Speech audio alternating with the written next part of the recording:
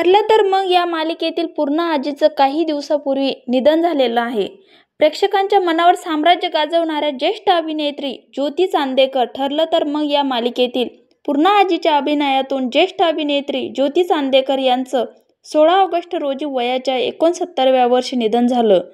त्यांच्या निधनामुळे सिनेमासृष्टीत शोककळा पसरली, तसेच प्रेक्षकांनाही धक्का बसला। दरम्यान ठरलं तर मग या मालिकेतील ज्योती चांदेकर यांच्या निधनानंतर पूर्णा आजीचं भूमिका कोण साकारणार हा प्रश्न अनेकांना पडलाय, तर बरेच जणांना ती भूमिका कोणीच साकारू नये असं वाटतंय।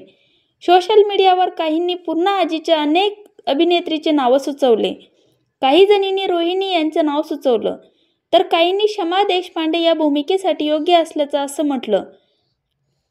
स्टार प्रवाहवरील शुभ विवाह या मालिकेतील आकांक्षा पूर्णा आजी म्हणून द्या असं नाव सुचवलं, तर काहींनी सुहास जोशी यांचं नाव सुचवलं, तर काहींनी ज्योती चांदेकर यांच्याशिवाय पूर्णा आजी कोणीच साकारू शकत नाही असे म्हटले। तरी याबद्दल मालिकेची निर्मात्या सुचित्रा वांदेकर यांनी न्यूज वाहिनीसोबत संवाद साधताना असं म्हटलं होतं।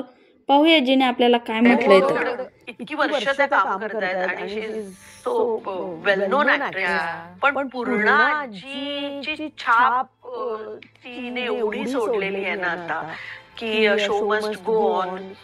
आपल्याला कोणाला तरी घेऊन ते काम पुढे करावं लागेल, पण ते डिफिकल्ट आहे। याबद्दल काही प्रोडक्शन चॅनलने विचार केला? तर मित्रांनो, पूर्णा आजीच्या अभिनयातून तुम्हाला बघायला कोण आवडेल तर नक्की कमेंट करून सांगा। व्हिडिओ आवडला असेल तर लाईक शेअर करा आणि सबस्क्राईब करायला विसरू नका। हे आहे देशातील नंबर 1 न्यूज।